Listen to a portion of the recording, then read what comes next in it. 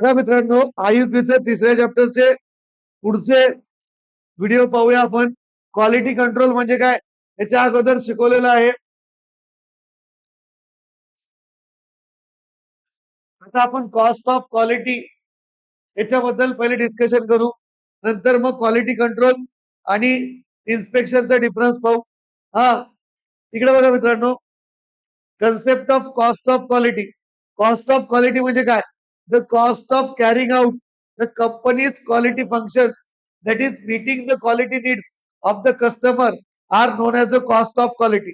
म्हणजे कस्टमरचं quality needs complete करण्यासाठी जो पण आपण खर्च करतो, म्हणजे जो पण कंपनी खर्च करते त्याला म्हणायचं कॉस्ट ऑफ क्वालिटी. आलं? त्याला काय म्हणायचं? Cost of quality. आलं?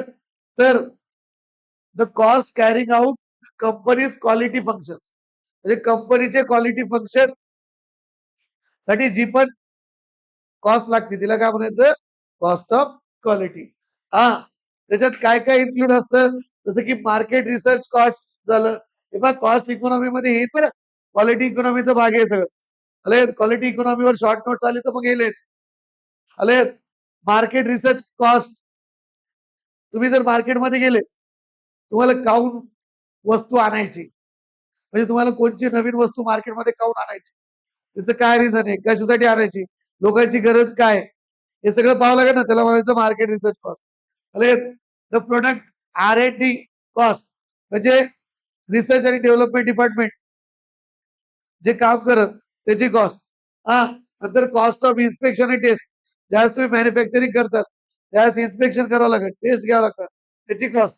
कॉस्ट ऑफ डिफेक्ट्स प्रिव्हेंटेशन, हा, जर काही डिफेक्ट्स आले, काही डिफेक्ट्स आले म्हणजे वस्तू खराब झाल्या तर त्याची कॉस्ट, ते नीट करण्यासाठी किंवा ते ते प्रिव्हेंट करण्यासाठी, होऊ नये म्हणून, डिफेक्ट्स होऊ नये म्हणून लागणारी कॉस्ट. नंतर cost of scrap quality failure, ही झाल्यानंतर. स्क्रॅप म्हणजे जे खराब झालं त्याच्यानंतर त्याला दुरुस्त करायला लागणारी कॉस्ट. नंतर cost of QA quality assurance, quality पक्क करण्यासाठी जी लागणारी कॉस्ट. नंतर cost of field service, field services म्हणजे इकडून तिकडे पाठवण्यासाठी, याच्यासाठी. नंतर डिझाईन कॉस्ट बनवण्यासाठी, हे सगळे कॉस्ट आहे. आता अमेरिकन सोसायटी ऑफ क्वालिटी कंट्रोलच्या म्हणण्यानुसार 3 टाईपच्या कॉस्ट आहे. एक कॉस्ट ऑफ प्रिव्हेंटेशन, कॉस्ट ऑफ ऍपरेसियल आणि कॉस्ट ऑफ फेल्युअर. याच्यावर शॉर्ट नोट्स घेऊ शकते तुम्हाला. हा, what is the cost of quality, explain the types of cost of quality, आलेला प्रश्न आहे. हे पहा, कॉस्ट ऑफ क्वालिटी मध्ये कोणची कोणची आहे? Cost of failure, cost of appraisal आणि कॉस्ट ऑफ प्रिव्हेंटेशन. आता प्रिव्हेंटेशन मध्ये काय, अप्रेसियल मध्ये काय, हे सगळं आपण डिटेल मध्ये बघणार आहे. आता बघा, सगळ्यात पहिले कॉस्ट ऑफ प्रिव्हेंटेशन.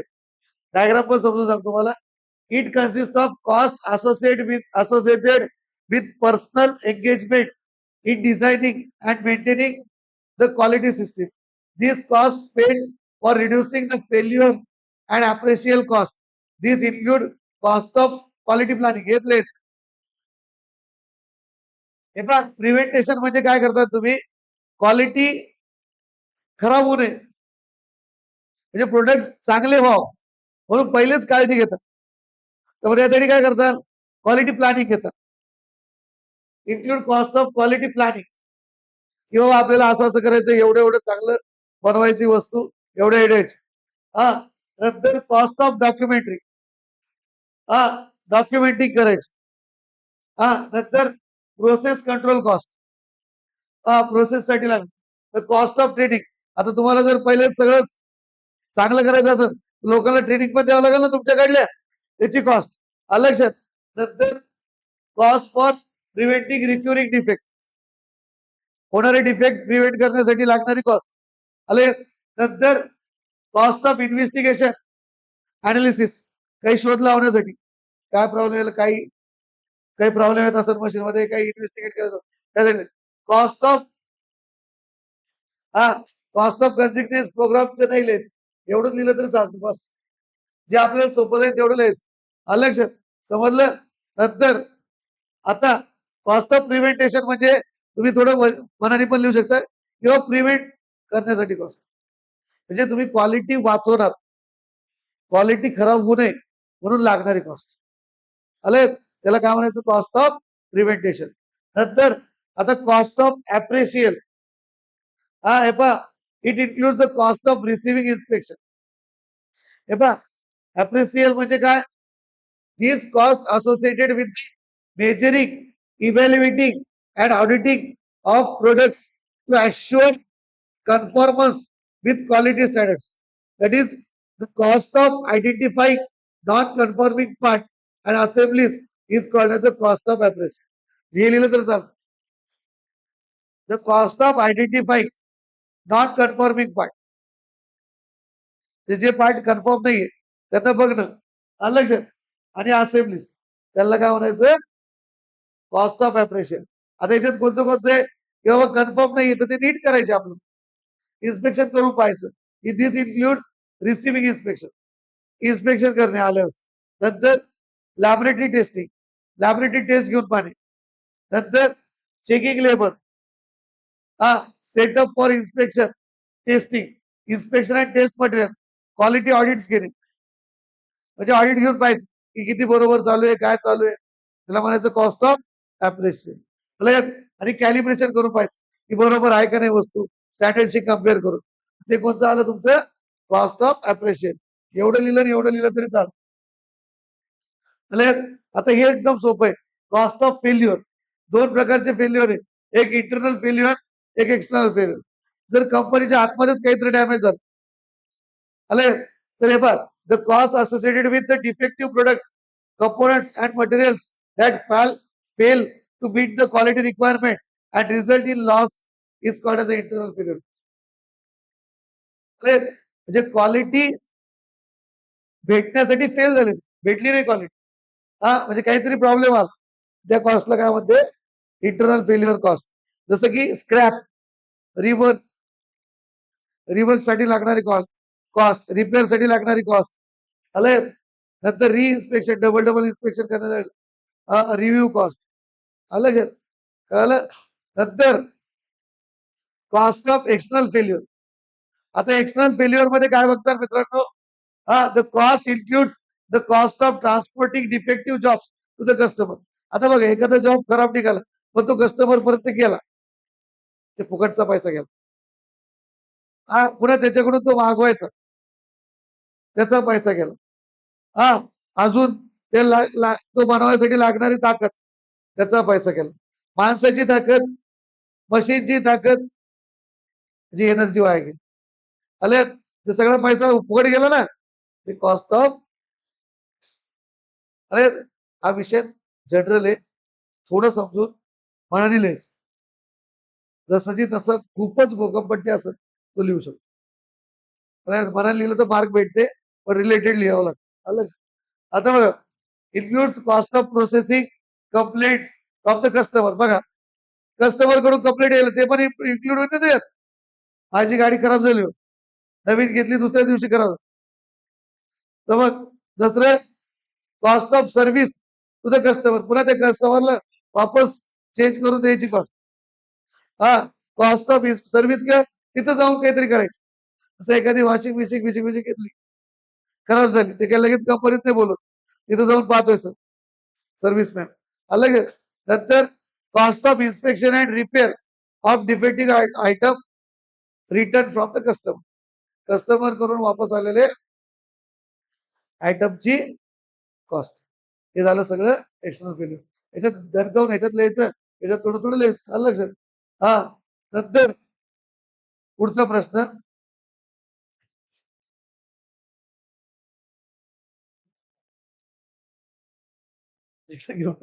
पाठ होत आहे. व्हॅल्यू ऑफ क्वालिटी म्हणजे काय? तर value of quality can be define as the return or direct or indirect gain by manufacturer due to mission of quality control. Value of quality. आता मित्रांनो आपण कॉस्ट ऑफ क्वालिटी बघितलं. Value of quality म्हणजे काय? जर तुम्ही quality improvement मधून तुम्हाला जो गेन भेटतो डायरेक्ट किंवा इनडायरेक्ट, त्याला म्हणायचं value of quality. Can be define as return return direct or indirect gain by manufacturer due to mission of quality control. आलं म्हणजे व्हॅल्यू ऑफ क्वालिटी, म्हणजे तुम्ही क्वालिटी केली चांगली त्याच्यावरून काहीतरी फायदा झाला म्हणजे व्हॅल्यू ऑफ क्वालिटी. आलं लक्षात. फॉर एक्झाम्पल मी बोर्ड घेतला, मोठे बघायला लागले, व्ह्युअर्स वाढायले म्हणजे माझी व्हॅल्यू ऑफ क्वालिटी. आलं लक्षात. हे बोर्ड घेतलं त्यासाठी खर्च केला क्वालिटीसाठी. आलं लक्षात. तर इकडे बघा, नंतर आता बघा ऑप्टिमम व्हॅल्यू ऑफ क्वालिटी कशाचं कॉम्बिनेशन आहे? Value of inherent in the design, म्हणजे डिझाईनवर डिपेंड आहे आणि डिझाईन कन्फॉर्मन्सवर क्वालिटी डिपेंड आहे, व्हॅल्यू ऑफ क्वालिटी. तर इकडे बघा, ऑप्टिमम क्वालिटी किंवा economics of quality conformation. Aim of every organisation is to generate profit. प्रत्येक ऑर्गनायझेशनचं टार्गेट काय असतं की फायदा व्हावा, पैसा भेटावा, प्रॉफिट भेटावा. It may not be always possible to go for higher and higher. आलं तुम्हाला प्रत्येक वेळेसच 100% क्वालिटी नाही भेटत. आलं लक्षात. Products because of their high cost. आलं कारण की मग कॉस्ट पण वाढत. आलं लक्षात. For this the aim of any manufacturing firm can be to improve the quality at lower cost. अरे कमी खर्चात चांगली क्वालिटी वाढवणे हे प्रत्येक मॅन्युफॅक्चररचं टार्गेट असतं. त्यालाच म्हणतो आपण ऑप्टिमम क्वालिटी. काय म्हणतो? आता figure represent the graph of quality of design versus cost. आलं इकडे बघा, 2 कर्व्स आर शोन. एक व्हॅल्यू ऑफ क्वालिटी आणि एक व्हॅल्यू ऑफ क्वालिटी दाखवतं आणि एक कॉस्ट ऑफ क्वालिटी दाखवतं. 2 कर्व आहे. एक व्हॅल्यू ऑफ क्वालिटी दाखवतं आणि एक कॉस्ट ऑफ क्वालिटी. आलं लक्षात. तर इकडे बघा, इकडे क्वालिटी डिझाईन असते, इकडे कॉस्ट असते. सर मी ठरवलं पहिल्या याच्यात काय, if you want to improve the quality of from 1 to 2, हे पहा 1 to 2 जर क्वालिटी वाढवायचं म्हणलं, इथं 1 घेतलं, इथं 2 घेतलं. 1 to 2 जर क्वालिटी वाढवायचं म्हणलं, बघा ग्राफवरूनच कळतं. जर तुम्ही नीट काढलं पी आणि इथं एक क्यू जर म्हणलं तर cost of quality increase by p. Cost of quality एवढ्याने वाढेल. Where the value of quality increase by q एवढ्याने वाढेल. म्हणजे इथं जास्त वाढेल, इथं कमी वाढेल. ग्राफ काढलाच कळतं. म्हणजे तुम्हाला इथं व्हॅल्यू ऑफ क्वालिटी कमी खर्चात चांगली भेटेल. म्हणजे ही झाली ऑप्टिमम डिझाईन क्वालिटी. आलं. पण however if the quality is to be improved from 2 to 3, पुढे गेलं 2 to 3, इथं बघा बरोबर कळतं रे हे ग्राफवरून. चालेल. इथं बघा, इथं आर आणि इथं यस एवढंच भेटायला ना. म्हणजे कॉस्ट ऑफ क्वालिटी जास्त लागेल आणि व्हॅल्यू ऑफ क्वालिटी काय भेटायली? कमी भेटायली. काय if you want to improve the quality of design from 1 to 2, sorry, however if the quality is to be improved from 2 to 3, increase the value of cost, value of quality is lesser than the cost of. समजलं? अलग. आता next बघा, SPC tools हे नाव पाठ करून घ्यायचे, उद्या 100% येईल. आले. 7 नाव म्हणजे कोणते 7 लिहायचे. आले. इकडे बघा, कंट्रोल चार्ट, एनडी कर, बार chart, ogive curve, Pareto analysis, cause and effect diagram, sampling plans हे झालेले आपले.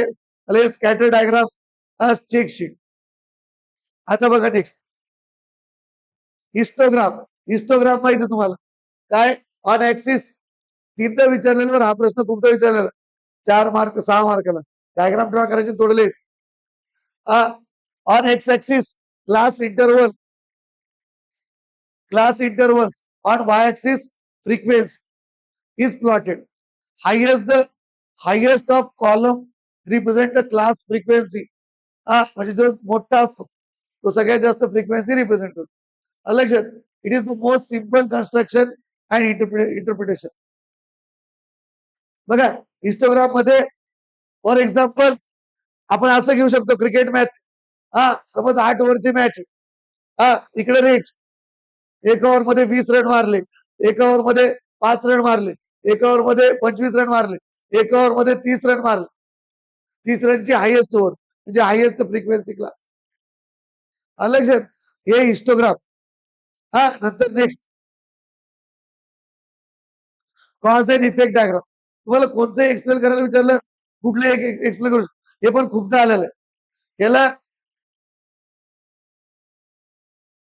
अजून 2 शब्द आहे. Ishikawa diagram. ओरलला मागच्याच एका ओरलला विचारलं होतं. आलं का? Ishikawa diagram. तर कळलंच नाही काय इशिकावा. हा इशिकावा किंवा फिशबॉन डायग्राम पण म्हणते याला. इशिकावा गाव म्हणजे इशिकावाने बनवलेली म्हणून लेखक आपलं हे बनवणारा. आलं का? एकदम सिंपल आहे. कॉज आणि इफेक्ट डायग्राम. त्या मेन 4 हे असते. मेन 4 कॉजेस असतात. जे की एखादी वस्तू प्रॉब्लेम करायला भाग पडते. कारण सोर्सेस कोणते कोणते असते कंपनीत मॅन, मेथड्स, मटेरियल आणि मशीन या 4 मुळेच पुअर क्वालिटी भेटू शकते. म्हणजे हे प्रॉब्लेम आणि हे 4 हा हे कॉजेस आणि त्याचे इफेक्ट.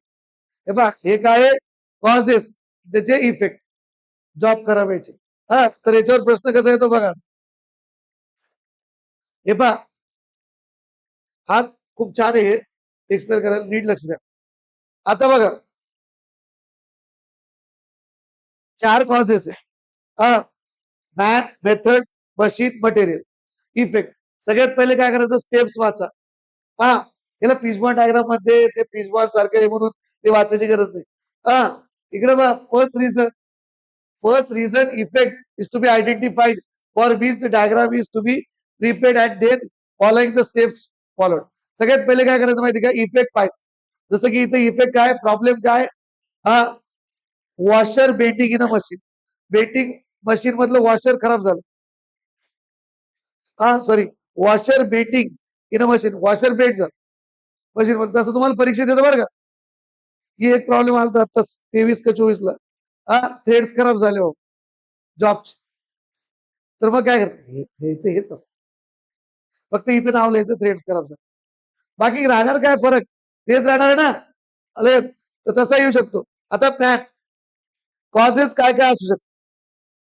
त्यांचे कॉजेस या याच्यावर लिहायचे या फिशच्या बाणावर असे काउंट कर. आता बघा पहिलं काय करायचं स्टार्ट विथ 4 मेजर कॉजेस.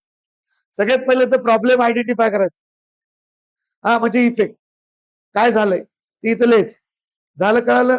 नंतर काय करायचं स्टार्ट विथ 4 मेजर कॉजेस. 4 महत्वाचे कॉजेस लिहायचे. Man, machine, method, material. हा other causes be listed and segregated into the method.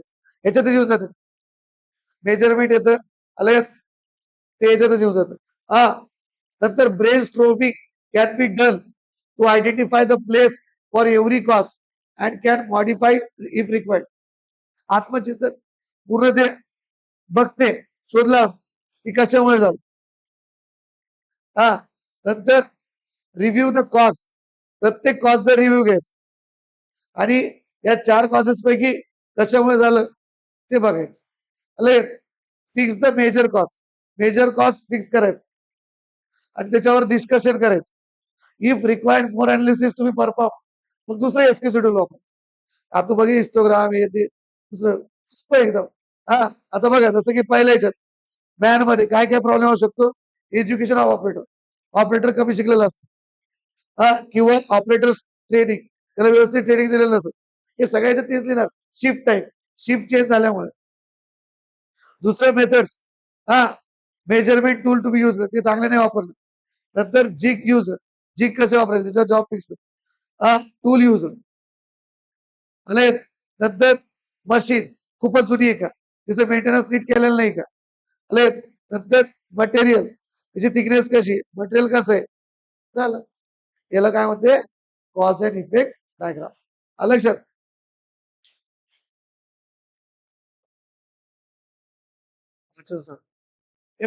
Pareto analysis. Basic principle of 20% of problem causes 80% of effect is used in Pareto analysis. बघा मित्रांनो, Pareto analysis मध्ये काय असतं, 20% problem काय, basic principle काय, 20% of problem causes 80% effect. म्हणजे 20% problem असेल तर किती टक्के इफेक्ट होऊ शकतो, 80%. आले हे याच्यात बेसिक प्रिन्सिपल वापरलेलं आहे. मग हे रूल कुठे कुठे अप्लिकेबल होतो, it this rule is applicable in general everywhere as 80% of profit is earn by 20% of the product developer. म्हणजे 20% प्रोडक्ट बनवले तुम्ही तर 80% प्रॉफिट भेटतं. आलं. नंतर like this it can be possible to analyse probable causes of 80% unsatisfaction because of 20% reason. म्हणजे तुम्हाला 20% reason मुळे 80% तुम्ही प्रोबेबल कॉजेस सापडू शकता. आलं. नंतर आता सॉल्व्ह करता येते. To carry out the Pareto analysis it is always better to put figures in terms of percentage. आता इकडे बघा, इथं काय करायला आपण, space user stores by different industrial components याचं पॅरेटो अनालिसिस करायला. तर मग काय केलं, याला टेबल मध्ये रिप्रेझेंट केलं. Serial number, item, percentage of space user आणि कम्युलेटिव्ह फ्रिक्वेन्सी. तर कोणचे पण नावं घ्या तुम्ही, टायर, बंपर, स्टेरिंग, हे गाडीची हे असं समज, ऑटोमोबाईलची कंपनी. इलेक्ट्रिकल फिट्स, नंतर हेडलॅम्प्स, वॉशर्स आणि नट बोल्ट्स. 44% स्पेस यूज झाला याच्यासाठी. तर कम्युलेटिव्ह फ्रिक्वेन्सी किती, 44. याच्यासाठी बंपर साठी 32, 32 प्लस 44 76. याच्यासाठी 10, 76 प्लस 10 86. असं 86 प्लस 7 करायचं, हे प्लस प्लस करत राहायचं. टोटल किती, 100. आलं लक्षात. तर आता काय करायचं, आपल्याला याचं जर अनालिसिस करायचं तर हिस्टोग्राम काढायचं. काय काढायचंय, हिस्टोग्राम. मग आपल्याला कळलं की किती, to identify the products items that occupy almost 80% of space in stores so that this items can be focused and taken care. इकडे बघा, आता काय करायचं, हिस्टोग्राम काढला. हाच हिस्टोग्राम मित्रांनो तुम्ही याच्यासाठी काढू शकता. जर तुम्हाला असं आलं, write down the quality controls tools आणि एक्सप्लेन हिस्टोग्राम, हेच लिहायचं. ते टेबल काढायचं, हे लिहून टाकायचं, डबल फायदा होतो. आले पेरिटो चार्ट आलं, डबल ही स्केच काढायची, हेच लिहायचं. आता पेरिटो चार्ट मध्ये आपण काय करायलो, कसं 80% जागा खात्या, मग याचीच काळजी घेण्याची गरज आहे. यांची काळजी घेतली तर बाकीचं नको, असं म्हणता येतं. इकडे बघा, 44, 32, 10, 7, 4, 2, 1 हे लिहिले. आता कम्युलेटिव्ह फ्रिक्वेन्सी दाखवायची, 44 प्लस 32 76. 32 76 प्लस 10 86. हे कम्युलेटिव्ह फ्रिक्वेन्सी लिहित गेलो, आपल्या टेबल मध्ये आहे. मग काय करायचं बघा, 80% जागा फक्त हे दोघ जण खाईल. म्हणजे पॅरामीटर टू बी फोकस, फक्त 20% पॅरामीटरवर जर तुम्ही फोकस केलं, तुम्हाला किती, 80% फायदा होतो. आलं. याच मतलब आहे पॅरेटो अनालिसिस. म्हणजे 20% गोष्टीवर लक्ष दिलं, फायदा किती टक्के होतो, 80%. असं पॅरेटो अनालिसिसचं म्हणणं आहे. कॉज अँड इफेक्ट पण झाले ना, समजले ना. ते पहा, याच्यात काही वाजायची गरज नाही, जे सांगितलं ते केलं तर चालतं. आता बघा पुढचं. बघा मित्रांनो, चेक शीट घेतो आणि स्कॅटर डायग्रामचं नंतर पाठवतो. लक्ष द्या, check sheet, check sheet is a considered as one of the effective data collection tool. Check sheet can be used for various purpose in quality control system and analyze techniques. Check sheet साठी काय करायचं, use of check sheet, collect the data, represent the data graphically आणि compare the data. आता example, एक check sheet बघू आपण. The product is defective because of factors, following factors. हे पहा, डिफेक्टिव्ह का आले, कशामुळे आले त्यांचं एक चेकशीट बनवलं डिफेक्टिव्ह असेंबली हे reason loose fitting no wires no washers no fuse no colour scratches हे पहा हे लूज फिटिंग 3 आहेत पहिल्या शिफ्ट मध्ये दुसऱ्या शिफ्ट मध्ये 5 टॅली मार्क माहिती आहे ना 1 2 3 4 5 याला म्हणते 5 आणि तिसऱ्या शिफ्ट मध्ये 2 असे टोटल 10 तसं प्रत्येक याचे जे डिफेक्ट्स आहे त्याचं शिफ्ट वाईज हे किती आकडा तुम्ही आकडा म्हणून काही टाकू फक्त एक चार्ट काढायचं असं अनालिसिस करणे याला म्हणायचं चेकशीट. अलग धन्यवाद बाकीचं पुढच्या लेक्चर